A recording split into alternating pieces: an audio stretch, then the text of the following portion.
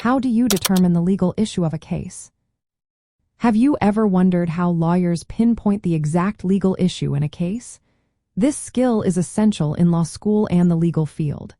Let's break down how to determine the legal issue step by step. First, start with the facts. Read the case carefully and identify the key facts that matter.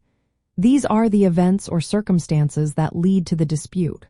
For instance, in a personal injury case, focus on how the injury happened and any warnings that were given. Facts that do not relate to the legal matter can be set aside. Next, identify the dispute. Look for what the parties involved disagree about.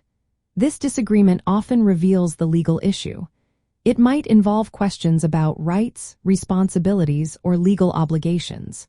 For example, you might ask whether a property owner had a duty of care to a visitor or if a contract was broken. Once you have the facts and the dispute, frame the issue as a question. This question should be clear and concise. It often starts with words like whether, does, or is. For example, you might ask whether the city is responsible for injuries caused by a broken sidewalk.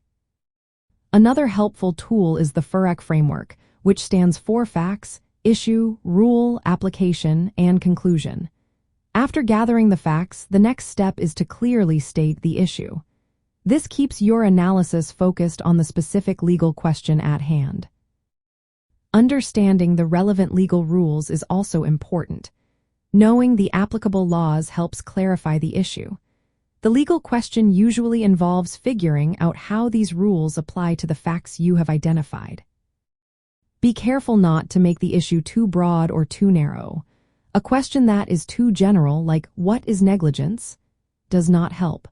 On the other hand, a question that is too specific, like did the plaintiff trip on the third crack from the left, misses the bigger picture.